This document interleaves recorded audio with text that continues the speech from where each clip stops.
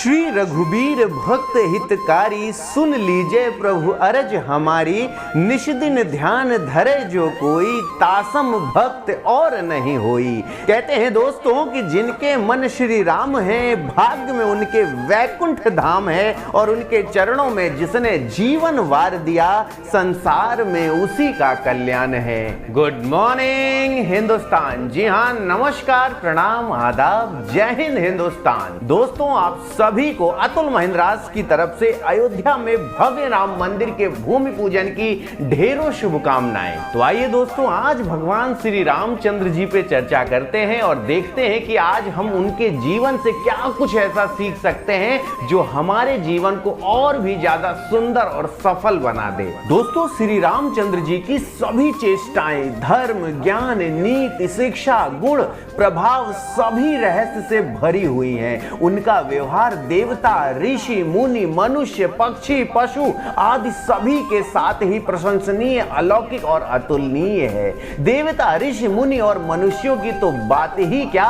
जामवंत, सुग्रीव, हनुमान आदि ऋक्ष, वानर, जटायु आदि पक्षी तथा विभीषण आदि राक्षसों के साथ भी उनका ऐसा दयापूर्ण, प्रेम युक्त और त्यागमय व्यवहार हुआ है कि उसे स्मरण करने से ही रोमांच आ जाता है। भगवान श्री रामचंद्र जी की कोई भी ऐसी चेष्टा नहीं है जो कल्याणकारी ना हो। आप यह सुनकर और भी आनंदित हो जाएंगे कि उन्होंने साक्षात पूर्ण ब्रह्म परमात्मा होते हुए भी मित्रों के साथ मित्र जैसा, माता पिता के साथ पुत्र जैसा, सीता जी के साथ पति जैसा, भाइयों के साथ भाई जैसा, सेवकों के साथ स्वामी जैसा, मुनि और ब्राह्मणों के साथ शिष्य जैसा, इसी प्रकार सबके साथ यथा योग्य, त्याग युक्त और प्रेम पूर्वक व्यवहार किया है। अतः उनके प्रत्येक व्यवहार से हमें शिक्षा लेनी चाहिए।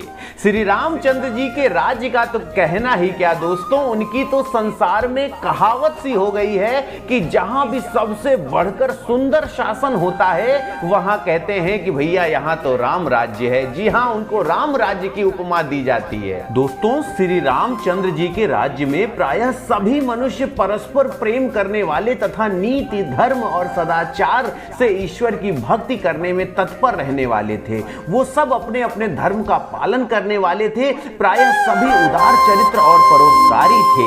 वहां सभी पुरुष एक नारी व्रती और अधिकांश स्त्रियां धर्म का पालन करने वाली थी। भगवान श्री राम का इतना प्रभाव था कि उनके राज्य में मनुष्यों की तो बात ही क्या दोस्तों, पशु पक्षी भी प्रायः परस्पर बैर भुलाकर निर्भय विचरा करते थे।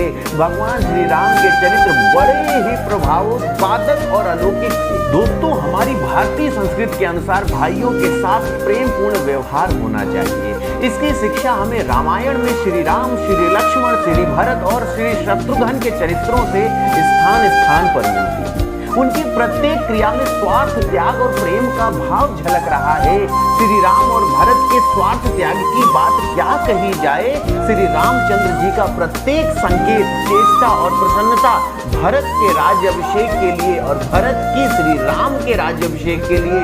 इस प्रकार द्वापर युग में युधिष्ठिर आदि पांडवों का परस्पर भ्रातृ प्रेम आदर्श और अनुकरणीय है। ये है हमारी भारतीय संस्कृति।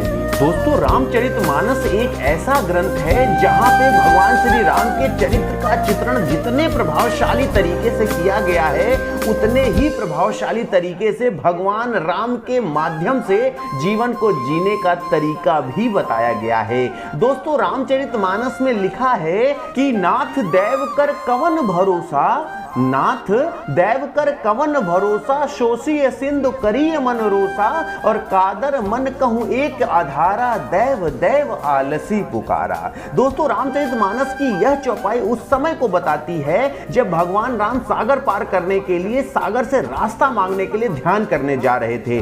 तभी लक्ष्मण जी ने भगवान श्री रामचंद्र जी को उनकी शक्ति और क्षमता को याद दिलाते हुए कहा था कि आप स्वयं इतने शक्तिशाली हैं कि एक बाण से समुद्र को सुखा सकते हैं। फिर सागर से अनुनय विनय क्यों कर रहे हैं? भगवान राम यह सब जानते थे, लेकिन फिर भी इन्होंने शक्ति से पहले शांति से परिस्थितियों को हल करने का प्रयास किया और बताया कि शक्तिशाली को संयमी होना बहुत जरूरी है। आप अपने भरोसे पर काम कीजिए, ईश्वर स्वयं ही आपकी सहायता करेंगे। दोस्तों, रामचरितमानस में बहुत सी ऐसी चौपाइयां हैं जो हमारे जीवन में एक ऐसा परिवर्तन ला सकती हैं जिससे हम युग युगांतर तक लोगों के बीच जाने जाएंगे, अपने जीवन को सफल बनाएंगे, लेकिन तब जब उन चौपाइयों पर हम अमल करेंगे। दोस्तों, गोस्वामी तुलसीदास जी बताते हैं कि एक बार विभीषण ने जब रावण को समझाते हुए कहा कि काम क्रोध मद लोभ सब नाथ नरक के पंथ और सब परिहरि रघुवीर हैं भजौ भजई जहि संत।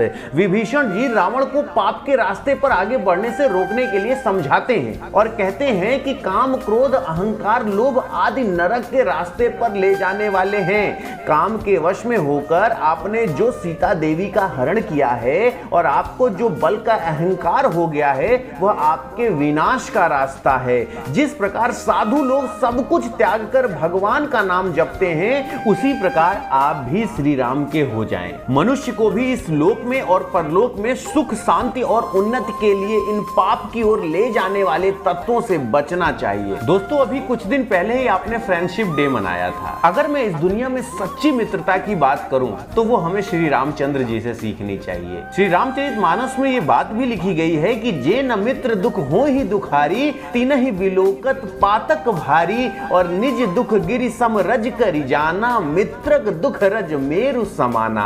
रामचरितमानस में भगवान राम और सुग्रीव की मित्रता के संदर्भ में यह चौपाई मनुष्य को ज्ञान देती है कि मित्रता निभाने वाले की भगवान भी सहायता करते हैं। जो लोग मित्र या किसी भी दूसरे के दुख को देखकर दुखी नहीं होते, उन लोगों की मदद भगवान भी नहीं करते हैं। ऐसे लोगों को देखने से भी पाप लग जाता है जो दूसरों को दुख में देख के कभी दुखी नहीं होते, किसी की सहायता भी नहीं कर सकते। ऐसे लोगों को देखने से भी पाप लग जाता है। जो लोग अपने दुख को भूलकर दूसरों की सहायता करते हैं, ईश्वर स्वयं उसकी मदद करते हैं। तो दोस्तों, आप सभी को हमारे रामचरितमानस अपने धर्म ग्रंथ से यह सीखना चाहिए कि सदैव हमें एक दूसरे की मदद करनी चाहिए। फ्रेंडशिप डे गया, हम सब ने एक दूसरे को फ्रेंडशिप डे विश किया, हैप्पी फ्रेंडशिप डे, लेकिन असली मतलब हमें हमारे ग्रंथों से मिलता है। तो दोस्तों, आशा करता हूं कि आप सभी को आज भगवान श्री रामचंद्र के चरित्र से बहुत कुछ सीखने को मिला होगा और मैं आशा करता हूं कि आप सभी भी खुद को पुरुषोत्तम बनाने की ओर